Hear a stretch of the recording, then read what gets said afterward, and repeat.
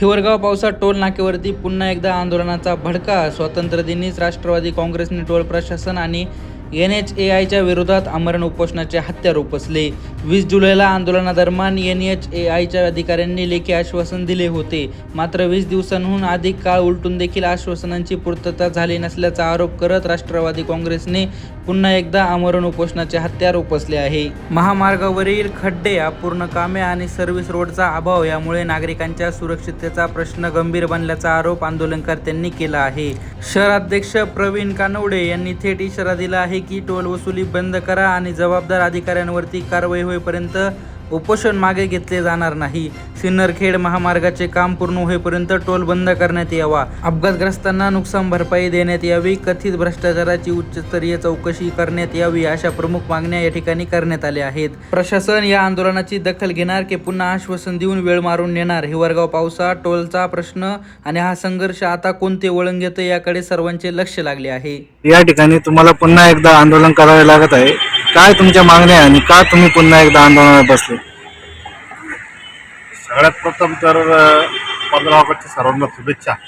आणि 15 ऑगस्ट निमित्ताने आम्हाला उपोषणाची वेळ या ठिकाणी सत्तेतल्या पक्षाला आणली म्हणून या नॅशनल हायवेचा जाहीर निषेध.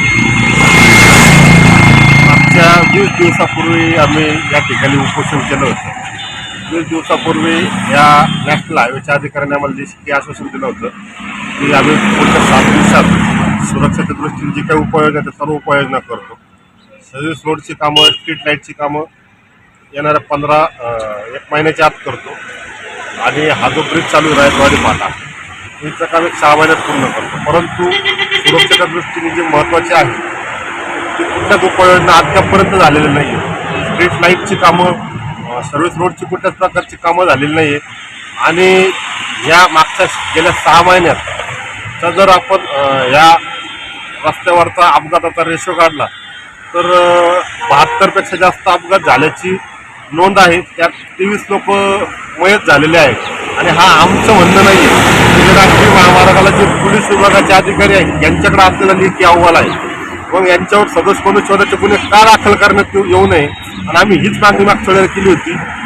तर ह्या ठेकेदाराला या नॅशनल हायवेचे अधिकारी पाठीशी घालतात, त्याची बाजू घेतात, वकीलपत्र घेतात. त्यामुळं आम्ही पुन्हा बसताना पहिली मागणी ही केली की ज्या नॅशनल हायवेच्या अधिकाऱ्यांनी आम्हाला आश्वासन उपोषण सोडलं, पहिलं तर यांचीच चौकशी झाली पाहिजे. यांनीच लाखो रुपयाचा भ्रष्टाचार केला काय हे त्याच्यातून चौकशीतून समोर आलं पाहिजे.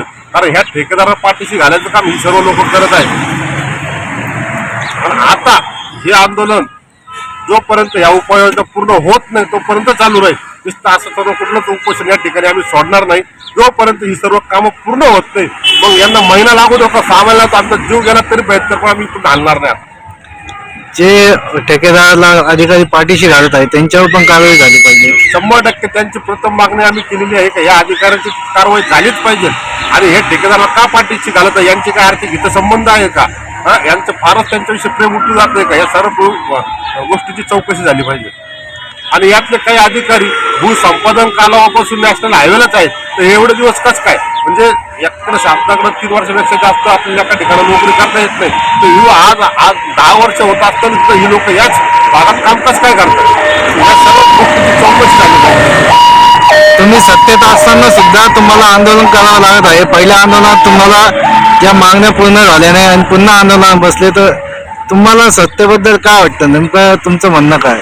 याचं एक जिवंत उदाहरण आहे की शासन आणि प्रशासन, म्हणजे शासनात जरी आम्ही असलो तर प्रशासनामध्ये अधिकारी किती नगरगट्ट असतात याचं हे जिवंत उदाहरण आहे. म्हणजे सत्तेतल्या पक्षाला जर इतक्या प्रकारचं झगडावं लागत असेल आणि आंदोलन करण्याची दुसऱ्यांदा त्याच विषयावर आंदोलन करण्याची वेळ असेल तर यापेक्षा दुर्दैव काहीच नाही. म्हणून या प्रशासनाच्या लोकांना जाहीर निषेध मी राष्ट्रवादी काँग्रेस पार्टीच्या वतीने करतो.